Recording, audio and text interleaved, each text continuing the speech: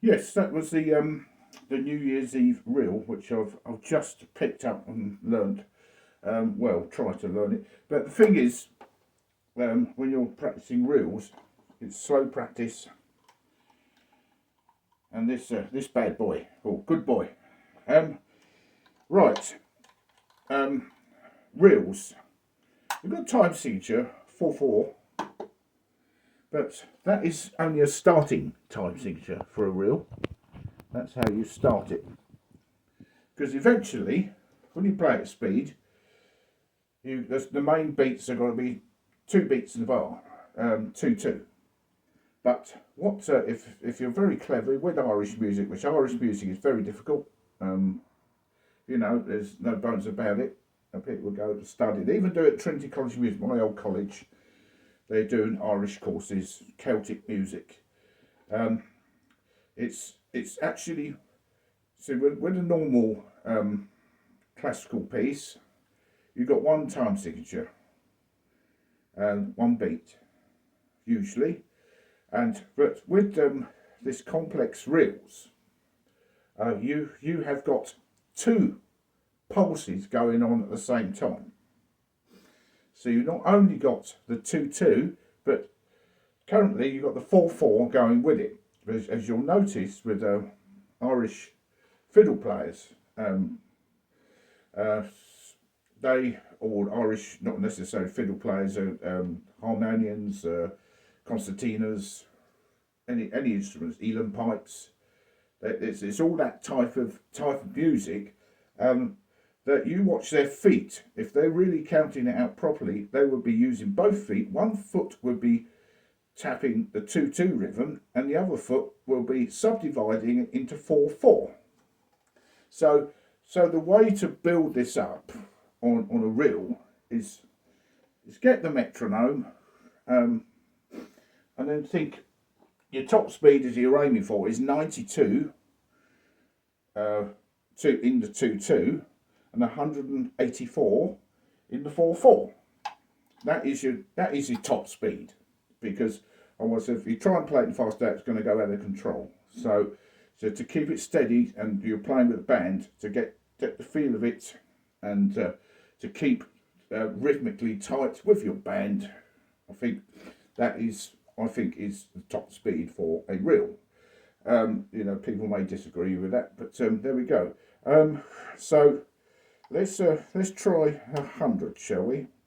And the way to practice this slowly, instead of playing just the notes that are written, do what's called rhythmic practice. You do this in classical music as well. So you study your Kreutzer studies, and you do this rhythmic practice, making all the quavers dotted quaver and a semiquaver, as if it was a hornpipe, and you keep that going as you speed it up, and then you will get the lilt of the bowing. The bowing will define your rhythm, and the rhythm keeping it steady. So, 1, 2, 3, 4.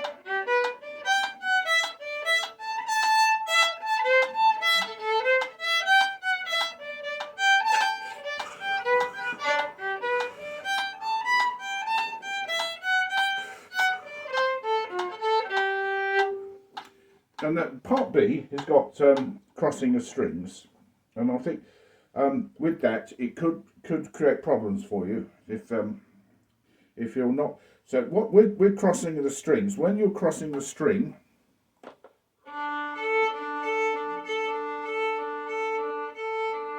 it's actually a slower motion.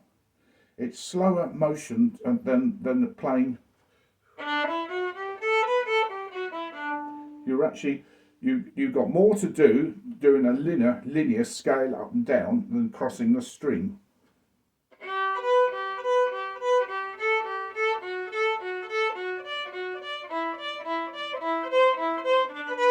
So then practice this.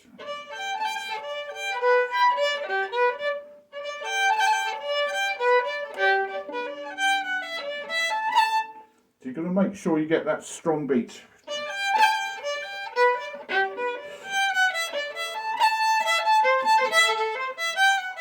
And of course, how you bow it as well. I think you got to be a slur.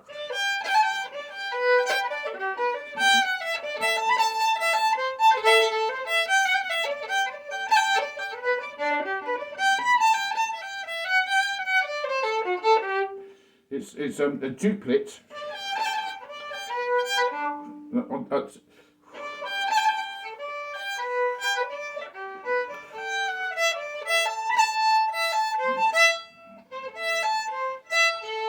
Do that on the up bow on that A.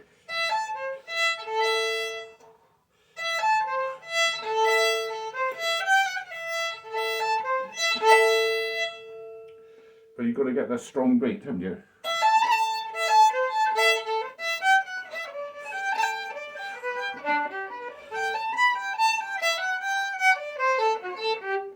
I mean, but the trouble is when you're doing the rhythmic practice, it's difficult to do when you're slurring. So when you're doing the rhythmic practice, just to get the notes, the definition of notes, it's best to play separate bowing.